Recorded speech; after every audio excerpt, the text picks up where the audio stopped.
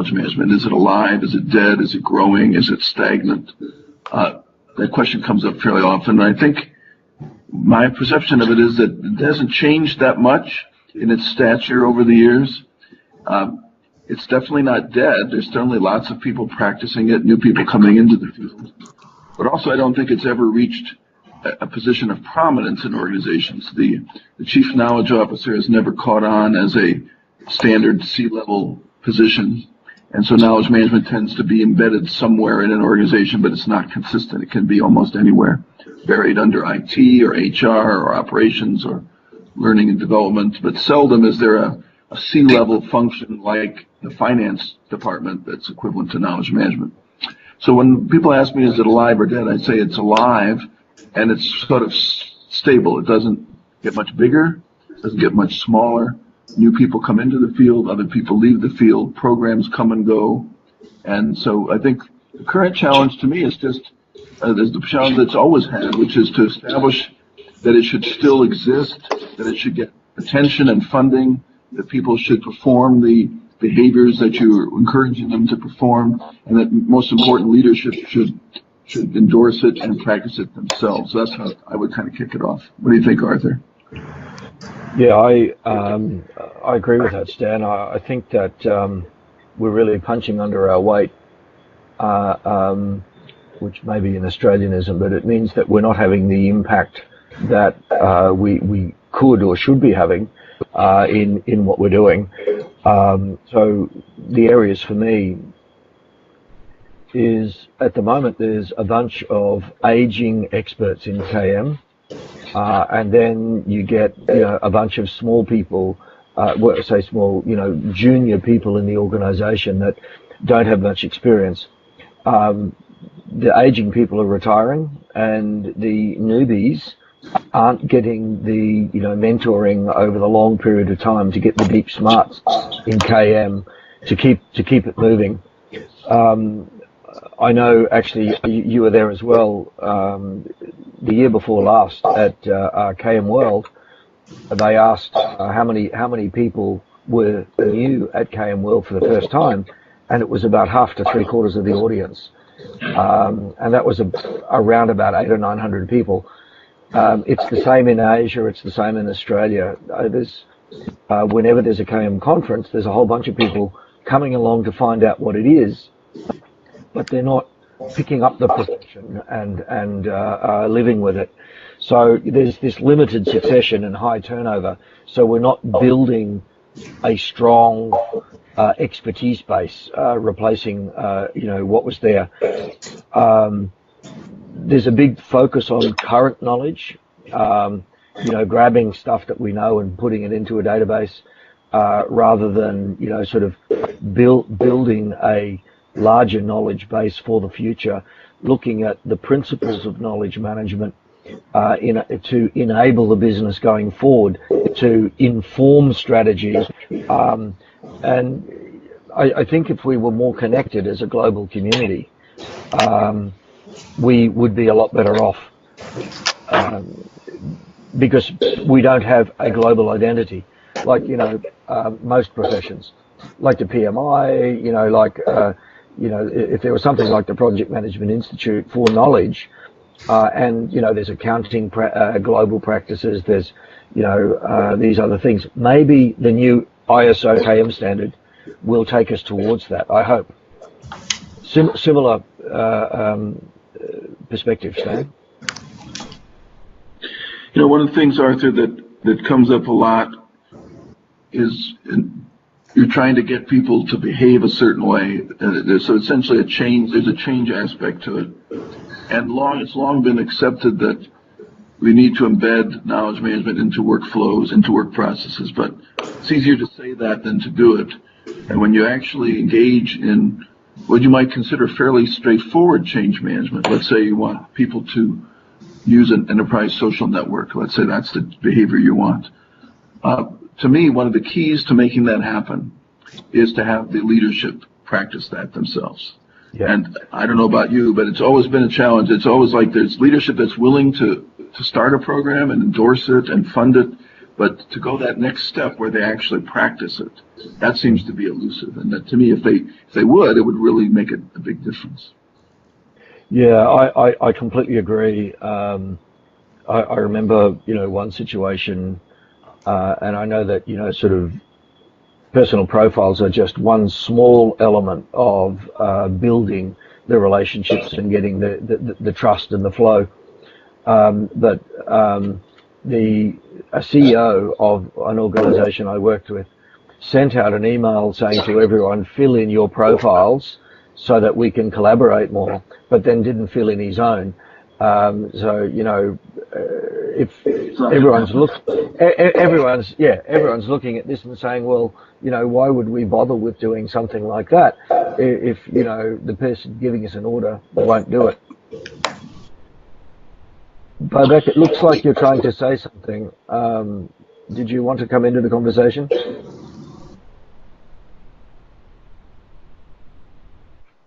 No, we're not picking up. What about Richard, Sunder, and Stuart? Did you want to add something to this perspective?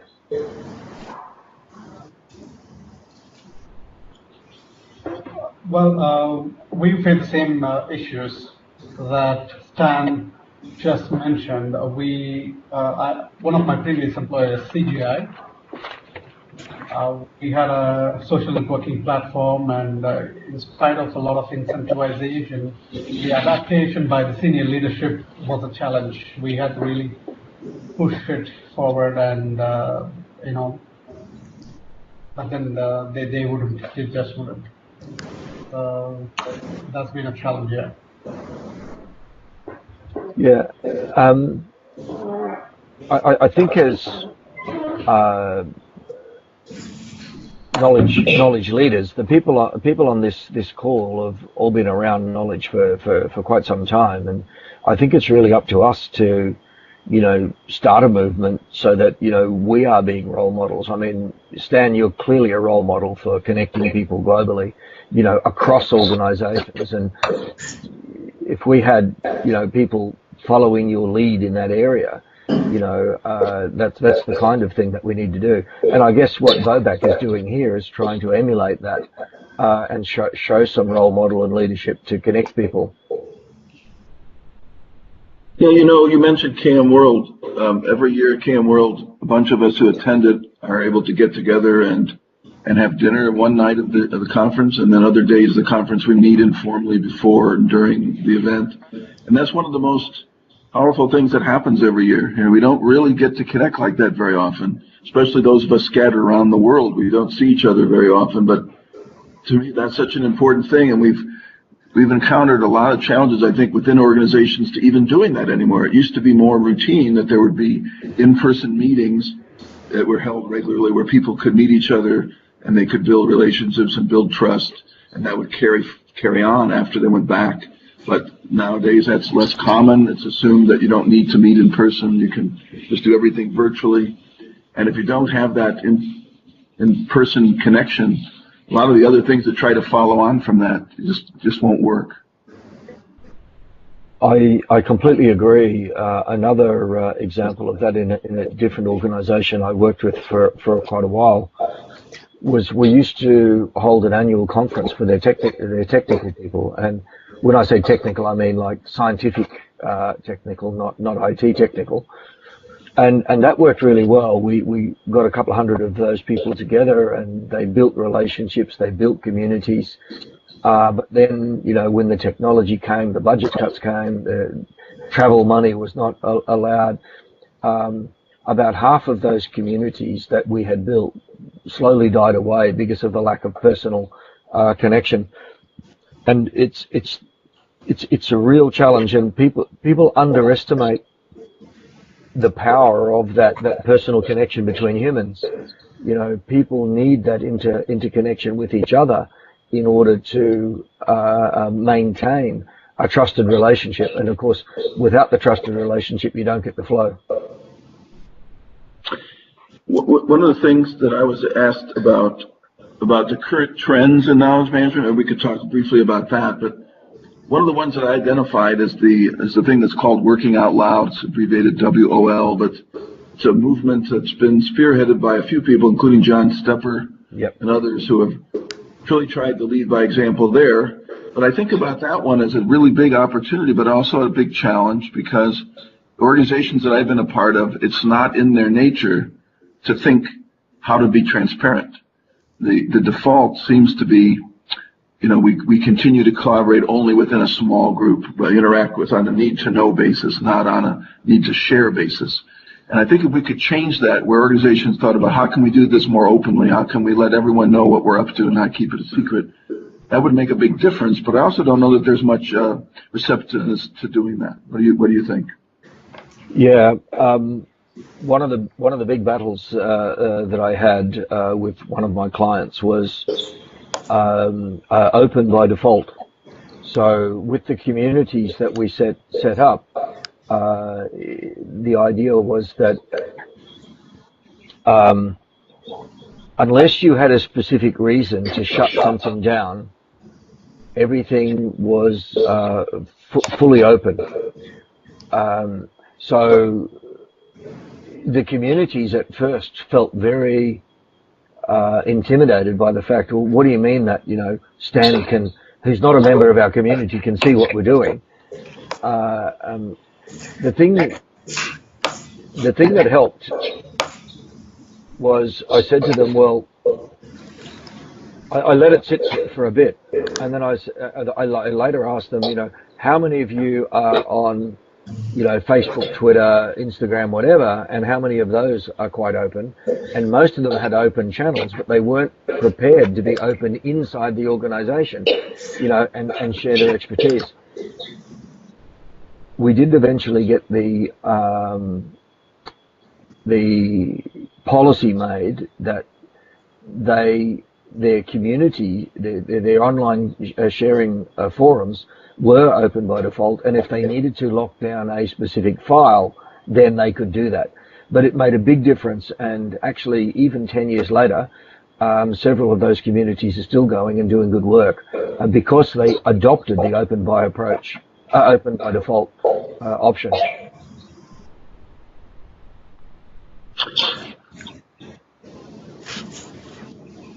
Still hearing some background noise, so I don't know if that's which line that's coming from, Bobek. It might be your line that we're hearing that.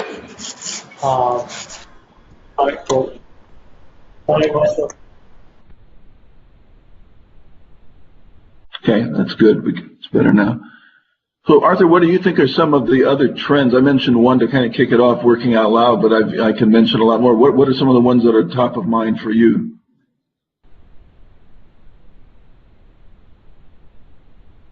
I'm not hearing you, Arthur. Sorry, I had automatically muted in between. Yes, I'm quite familiar with John Stepper's work. You can hear me now, right? Yes. Yeah. And I think, to me, when I first heard that, I thought, of course, isn't that what everyone does? But your own practice is causes you these blind biases that you realize that actually it's unusual to operate in that way. The other big theme for me is co-creation. And actually, the book that you, myself, and Ron, have just come out with, yes, Knowledge Management Matters, is a co-creation. It's it's something that no one person could have written on their own in a reasonable space of time. And that whole design of getting people together to each bring their component part, and then to bounce that around through, that's a physical book, but like at an event, to not just come with the content in your briefcase, but come with the intent of engaging in conversation that creates new ideas and bounces ideas off each other. I've just finished an event here in Melbourne in February, called Creative Melbourne, where we've invited people from a vast range of different fields.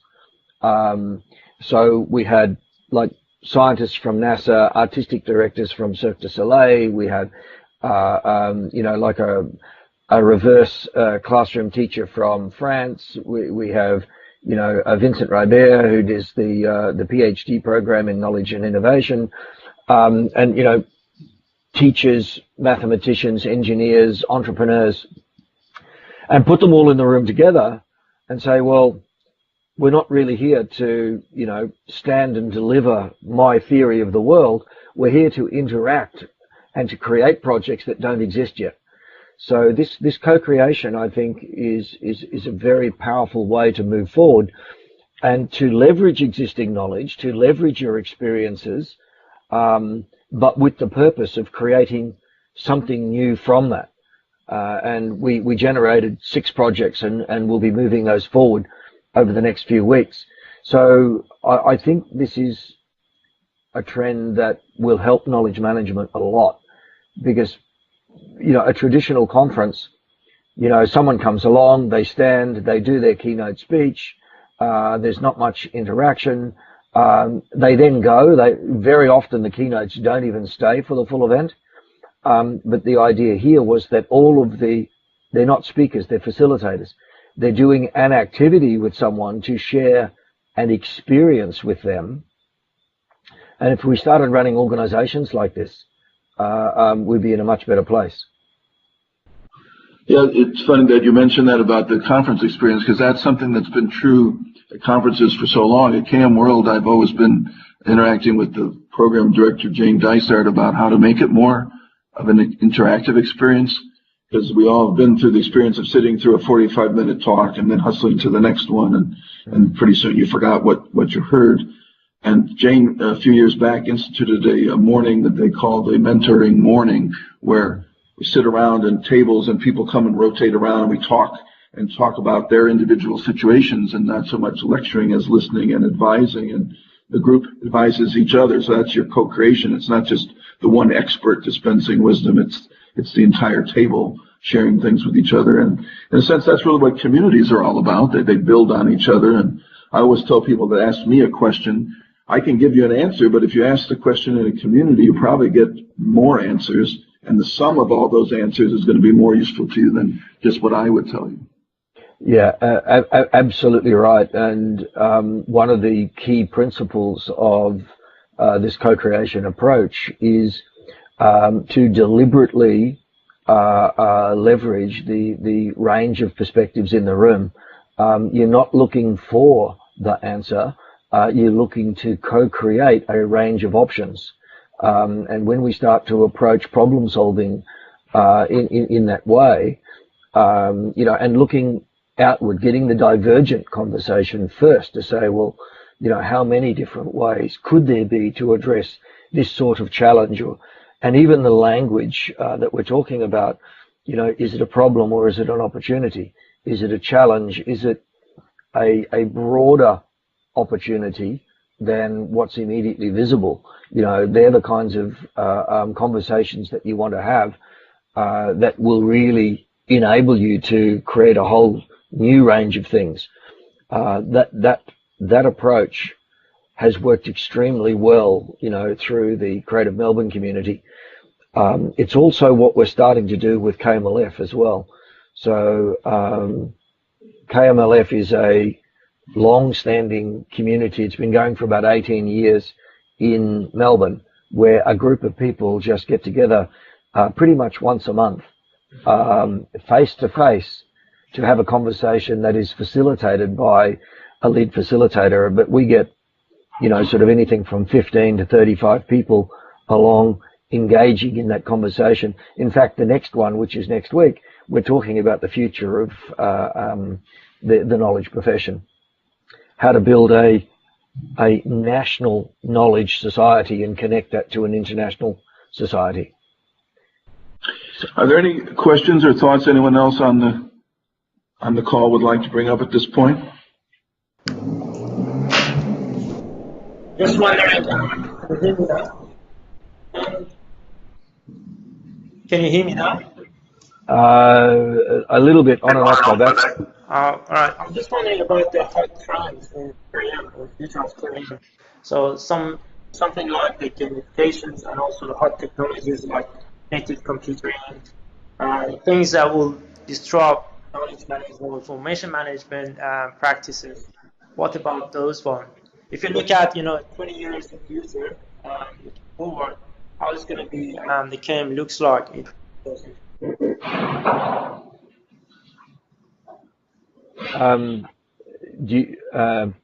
The way I understood the question, because you were cutting in and out a little bit, Babak, let me validate. You're asking about, sort of information management, knowledge management technology, and the roles that the interactive and supporting roles that these have. And I'd even add to that AI. AI is a big influencer in this field. If you see KM as supporting decision making, Stan, is that what you got from Babak's question? Yeah, I think that to project into the future, maybe talk about what the impact of technology will be in 10 or 20 years, and will we be looking at a very different environment, or will it be sort of small changes? That's right. Yeah. Well, my view about that is, if you look, I can look back over the last 22 years for reference, and we've certainly seen technologies come along that we didn't have when we were starting out. But at the macro level, I don't think it's changed very much. I think the same set of challenges about what we want people to do, sharing and innovating and reusing, collaborating and learning, those haven't changed. We've certainly seen new platforms come along.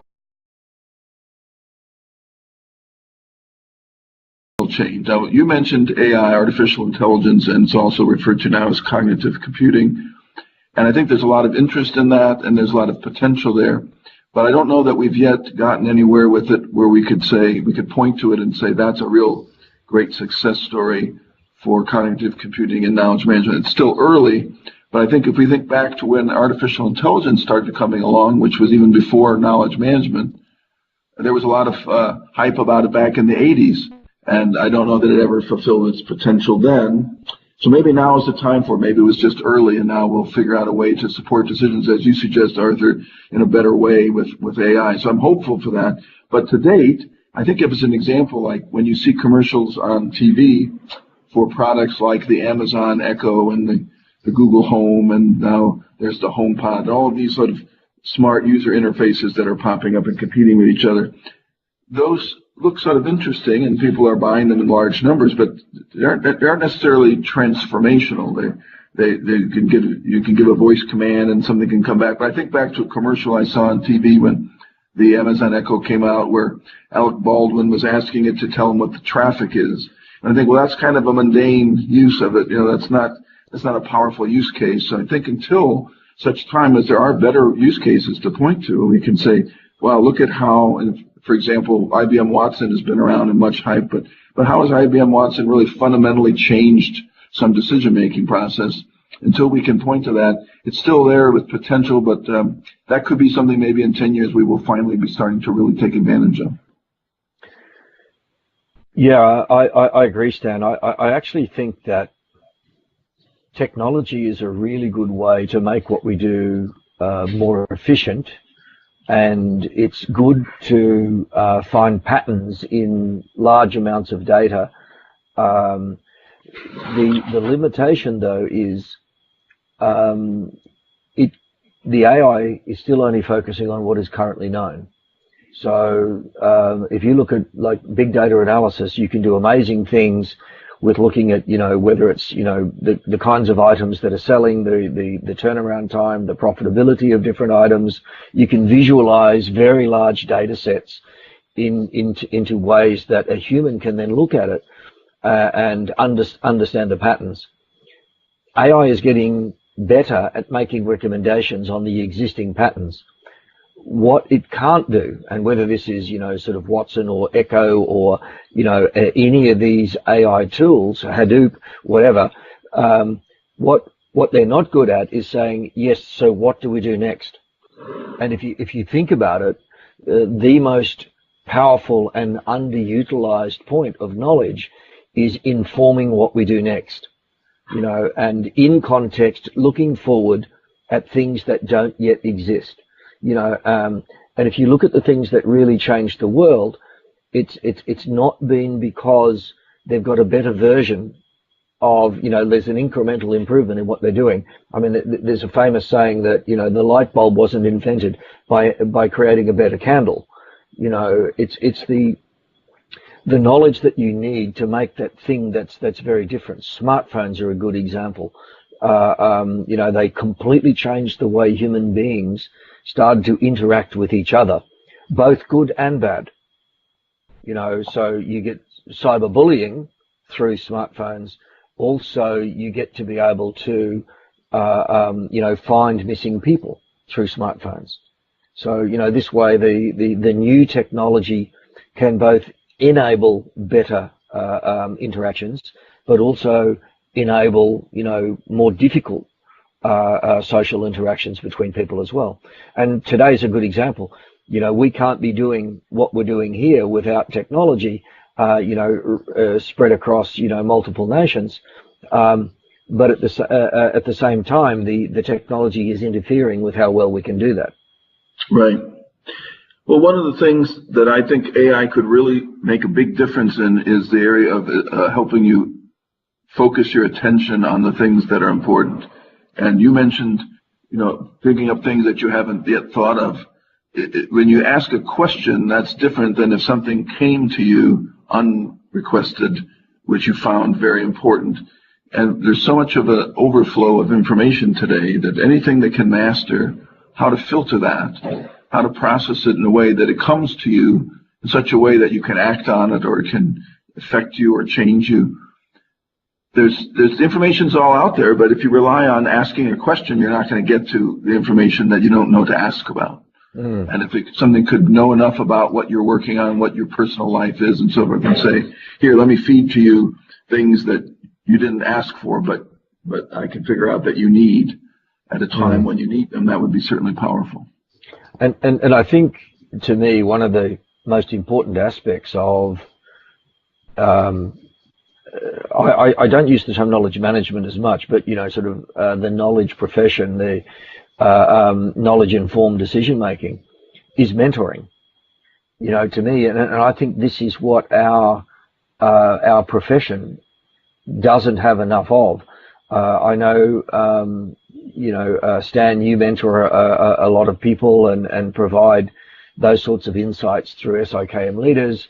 You know, KMLF is a good mentoring forum.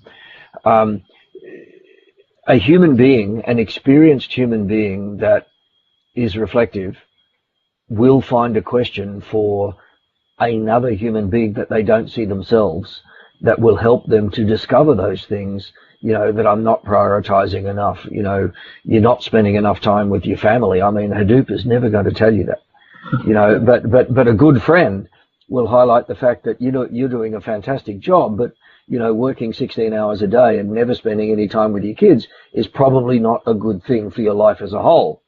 Yeah. AI isn't going to go there, but a good mentor, and to me, that's a very important part of, you know, the knowledge profession, guiding each other as to asking the right questions and knowing which questions to ask.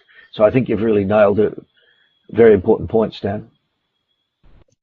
Returning to the technology theme, one of the terms that we hear a lot nowadays, two of the terms I'd say would be the digital workplace and digital transformation. Yep. And I'm not sure that I fully can define what those are. To me, they kind of suggest a sort of a broad set of initiatives where you're trying to change the way work is done to be more based on digital platforms and digital applications. That might be what the digital workplace embodies. And digital transformation, to me, embodies the change management that would go along with that. How do you change the work style to be more digitally driven and less the way things have done traditionally? But what do you think those two terms mean to you? Yeah, I've got some very specific thoughts on that. Let me just, and I'll come back to those. Sundar, do you want to come in on any of this conversation? You're your body language is very strong, and you're listening and acting. I'm listening. Yeah, I'm listening. There are some thoughts going on in my mind. I'm trying to jot them down, but I will raise my questions if I have any later, at a later point. Okay, all right, no worries. Thank you. So Stan, going back to the transformation and digital workplace, the world is a very different place to, you know, when we entered the workforce, you know, sort of 30 plus years ago. And to me, if you described the workplace, you know, in the late 1970s, it was process driven. It was about standard operating procedures and best practice, and even project management was a term that related to something that occasionally happened. You know, things were all done the same, best practice, you know, the way to do things, and this common point of view that, you know, well, let's teach you the way that it's done here. And occasionally you would have a change project that would take you to a new way of doing things, but then that was standardized. So the idea of transformation, that we're completely changing what we're doing, you know, this is the equivalent of, you know, a total career change. Someone who maybe was a scientist and they've gone back to university and became a medical doctor, or, you know, a surgeon or something like that. You know, that's a transformation, right? You know, a criminal who has totally changed their life and then picks up and becomes, you know, the leader of the local scouts and the social, you know, role model. That's a complete transformation. The word transformation got overused, but now most organizations are in constant transformation. It's not that we're making a change in order to find a new normal. You know, the new normal is constant change. So by the time you've implemented, you know, a new app, and even with, you know, like software is a good example, because once upon a time you'd implement version, you know, SharePoint, you know, 3.0 or whatever it is, and then you'd have a stable structure for a period of time, and then you'd do an upgrade. None of the software companies work like that anymore. There's, you know, constant minor changes and adjustments, and, you know, in 3 years' time, you're using something that's very different to what you were using earlier that you implemented. So it's in a constant state of change. The world is in permanent transformation. And once you get that, you start to use your knowledge differently. You don't try to stabilize. You actually look, and this is where things like Agile comes from. You know, once you understand that you are constantly emerging new states, and there is no stability period in between, then you use your knowledge in a much more complex way than assuming simple or complicated. I think it's an excellent point you make about the different versions of SharePoint and the difference that it makes to change from running it on premise to running it in the cloud. Means that you don't spend all your cycles just on converting from version 2013 to 2016. It's constantly being changed every day by the vendor, and you can spend less of your time then on that kind of endless conversion that we used to. Some of the organizations I've been in, I once speculated they were consuming almost all of their effort was just on conversions, right? Yeah. Which doesn't add anything it adds no value. It doesn't make any process work better. It's just staying in place. So that can make a big difference if you don't do that anymore, and you can focus on how to use that software rather than how to convert to the latest version. Yeah. You mentioned Agile, and Stuart had actually written to me a while back about Agile and used the term Agile Knowledge Management. And Steve Denny just come out with a book called The Age of Agile, and we're starting to broaden it from the original, I think, narrow meaning of it in the software development arena to now applying to organizations, applying to knowledge management. So I think of that as something that I've always believed in back when I was a software developer, that you don't go off in in a vacuum and develop software for 6 months and then come back and bring it to your user only to find out that that's not what they wanted. You're supposed to implement it quickly, iterate, get feedback, and repeat. And that, to me, is a big part, I think, what's going on with Agile. So that's a good thing. But the same thing could apply into knowledge management efforts, where instead of assuming that we're going to roll out some giant initiative, you keep working more closely with your user base to say, what's the one thing we could do tomorrow that would make your life better? And then you do that, and then you do it again. Yeah, it's Agile is a very interesting development, and I agree with you. Like when I started my career, the natural thing for me to do was iterative development. Well, let's try this, see what happens. That kind of, sort of emergent type of approach. But when IT departments became larger, they then tried to, sort of waterfall manage, project manage everything that they do, which meant that they became non-responsive, and it took us down the wrong path. It took us into that place where it's a bit like a road infrastructure. By the time they've built the road, it's already, sort of out of date or not sufficient capacity. The key thing for me with Agile is, in my experience, there's a lot of people that use the word because it's a cool buzzword to make them look like they're up to date. But actually, when you start to explore, what they know about, how it works, what it's meant to be, actually they don't really know. They throw a few words in to make it look cool, and actually it's a bit like KM. It's damaged the reputation because people who really don't understand the philosophy of it, who how it works well, do it badly. Which then, in the upper echelons, in the decision makers and sponsors, they're going, well, that thing doesn't work. But what they're seeing is poor implementation of the ideas rather than, excellent implementation of the ideas. And KM was the same. You asked, any of the CEOs that were around in the 80s what they thought KM was, and they would say, well, that's stuffing information into SharePoint or the equivalent of SharePoint. It's got nothing to do with conversations like these where a group of people are sharing their ideas, bouncing things around, developing relationships, building knowledge flow from human to human.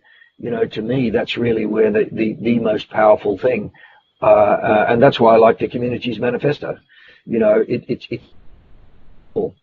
to engage with people so that we know how to approach the emerging challenges of today. And we can create something for that instead of just trying to capture something and put it into a system.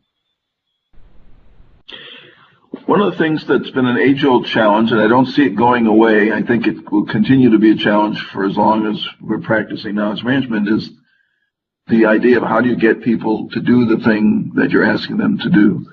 And it's been controversial. There hasn't been agreement on this for as long as there's been knowledge management. There's been a side that says you can't provide extrinsic motivation to people. They have to want to do something and that they intrinsically want to share, so why would you try to set up some other kind of motivation? And then there's another argument that says that if you make things very clear and explicit as to what you want them to do, if you recognize and reward people for desired behaviors, they're more likely to do them. So I've seen all the different arguments, but my own experience has been that it's good to actually make things explicit, and it's good to explicitly try to recognize, even though it'd be great if everybody just did that spontaneously, right? If every time everyone shared and someone else made a point to thank them and recognize them, that'd be great. But in my experience, that doesn't happen enough. So the idea of gamification, which is another buzzword that's now with us, the idea of making specific game-like features to get people to do things. And you think about an example of that would be your LinkedIn profile, where it tells you that you're 90% complete, and people will want to know, what do I have to do to be 100% complete? Right? There's an intrinsic motivation, but it's being provided an explicit indicator to motivate them to do so. So I think, in my experience, gamification, which we didn't have that word around when I was doing it, but we used incentive systems, both that were non-financial and those that were financial. In my experience, those worked because they tended to signify the importance of what you were asking them to do. It wasn't the fact that you could make some money by doing it, which people argue that would be a false motivation and it would be gamed and all these other things. But to me, it was, if the organization's spending some money to recognize the people that are doing knowledge sharing, that must mean that knowledge sharing is important and therefore we should do it. So to me, it has that meaning. I don't know what your thoughts are about that. No, I agree with you. I think gamification is a very powerful tool to get people to really understand what's important. And with my executive MBA students, I do actually play games with them, but the games have been specifically designed to reinforce the learning outcomes that we're looking for. So the thing that you're trying to do here is to say, well, what behavior is, and it's more often behavior than specific quantitative pieces of information. You're trying to shift that behavior to get them to understand their cognitive bias is towards what they know rather than towards what they need to know. So we play games that show them that they needed to explore to come to understand new things that they didn't know before they started as they go through. So it's a way to get them to become more confident and more comfortable with small failures, small iterative failures over time. And there's several games that I play with them that, you know, when we go through, they solve the problem, but they still only get about half of it. But then at the end of that game, we then talk about what else could you have done, and what difference would that have made. And over the period of about an hour, they come to realize that there were many more options that they did not consider because they didn't know. And that's the learning techniques that I use. And I say this experience then teaches them that it's okay to explore the unknown, to go into that, you know, sort of a complex, unknown, indecisive environment. Because when you enter that and you start to explore that, you actually create new stuff that enables you to move forward, which you need to do sometimes. Sometimes it's, yes, I know the answer to that, let's not overcomplicate it. Other times it's, we need to go there and explore so that we find something, because this is a new situation for which we don't have answers. And building their confidence to do that is really important. It works well. In the environment of a tool like Facebook, where people post and share things all the time, I think one of the things you see there, which is a simple form of gamification, is just the receiving of likes, right? When they get back a like, that's a little ding to their positive self-esteem. And I suspect that if people shared things and they never received any likes, they would eventually stop sharing, right? Because they wouldn't get any gratification from it. But if they get those likes or they get a few comments, that keeps them going. I'm going to do it again because I get this kind of positive feedback. And its simplest form, I think that's what we need to do more of in KM systems, where in the past, you know, the earliest days of KM, it was, let's collect up a bunch of documents and